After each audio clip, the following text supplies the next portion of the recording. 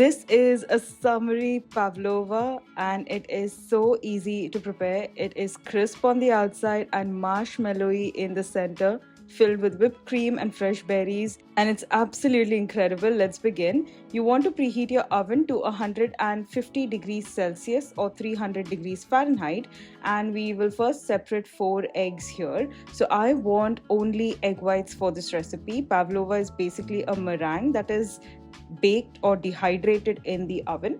So I will need 4 egg whites. I will save the yolks and use it to make pastry cream. I have a recipe on my channel and I'm also going to be making a beautiful cake using that. So hit the subscribe button so you don't miss out. Now when separating your eggs, I would recommend using cold eggs to separate them because it's easier.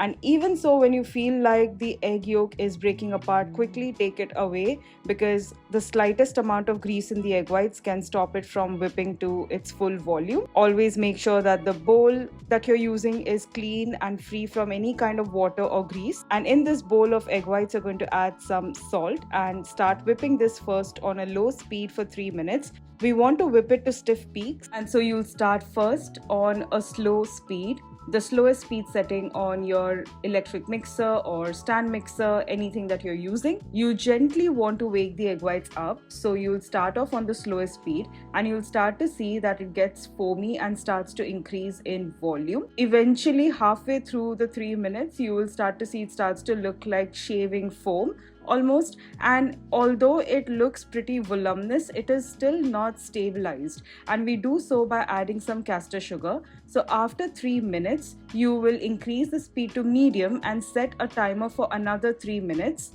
and during this time you'll start adding caster sugar. Now it's very important that the sugar you're using is super fine because you want the granules to completely dissolve and melt in the egg whites as you are whipping it. At this time it starts to get really nice and glossy. After the next 3 minutes you will increase the speed to medium high and mix it for another 3 minutes.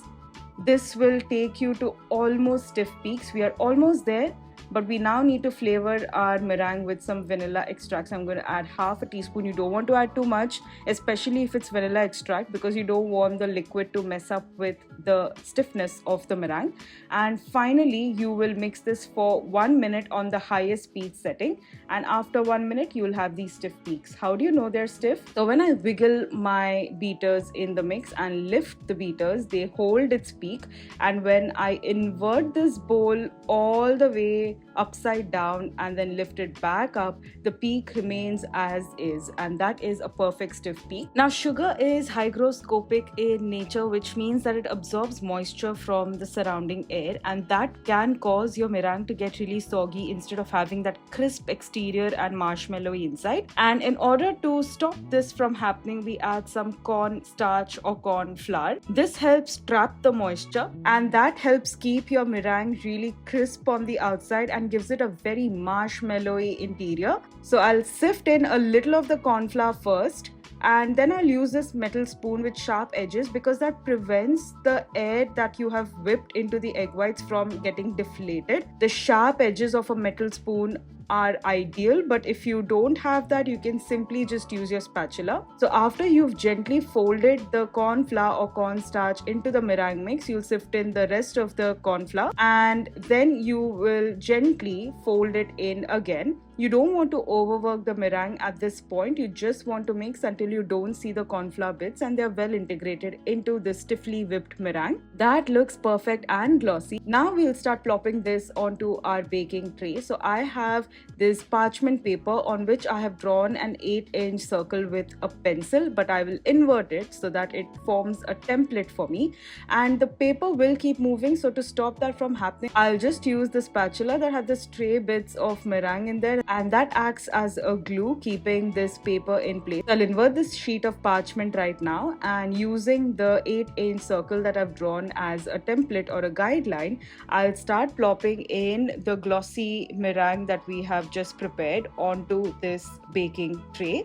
and the oven's also preheating at 150 degrees Celsius or 300 degrees Fahrenheit. And now I will pile on the stiffly whipped meringue. You can see just how glossy that looks.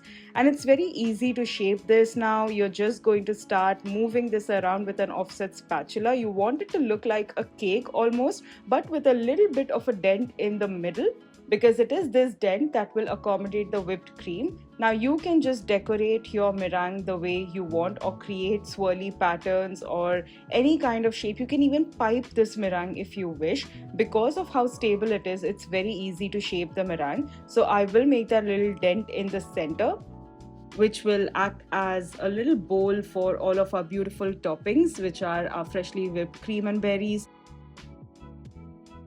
I'm going to make these little swirly patterns like so. And now I am ready to bake this in the oven. So now as soon as I pop this in the oven, I will reduce the temperature down to 110 degrees Celsius or 230 degrees Fahrenheit. And I will continue to bake this, or rather just dehydrate this meringue for about 1 hour 30 minutes to 1 hour 45 minutes. Once the meringue is ready, you will still leave it in the oven. Turn the oven off and keep it in the oven with the door closed and let it stay there for another couple of hours till it has completely come down to room temperature gradually. And once that has happened, and when you're nearly ready to serve your pavlova, you will take your chilled whipping cream and add in some icing sugar. I'm not going to add too much sugar. In fact, you can completely skip the icing sugar or confectioner's sugar here because the meringue itself is quite sweet also. So you want to balance out all those flavors, which is why I've only added a couple of spoonfuls. But if you'd like, you can skip the sugar altogether. And on a low or medium low speed, you will whip this cream until you get stiff peaks.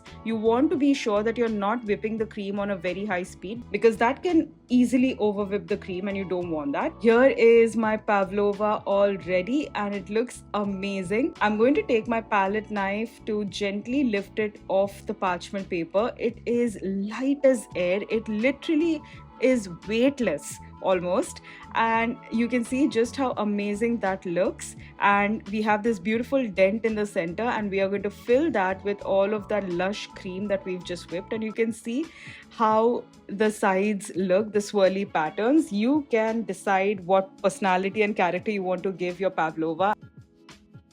Now you'll add in the whipped cream in the center and you'll use your offset spatula to just spread it around, and then you will just top it with some fresh fruit of your choice. I've used some seasonal strawberries and blueberries because this was easily available. You can also add some passion fruit in there. You can add raspberries, blackberries, even mangoes when they are in season. It's going to be amazing. And as a final finishing touch, you'll also dust it with some icing sugar or confectioner's sugar. And this beautiful summery pavlova is ready. It has a very crisp exterior and the inside is very marshmallowy, and when you have it with fresh cream and fruits, it just tastes absolutely incredible. Now if you're looking for more fresh summery desserts, then this berry chantilly cake will be right up your alley. It's on the screen now, so do check it out. Enjoy and happy baking!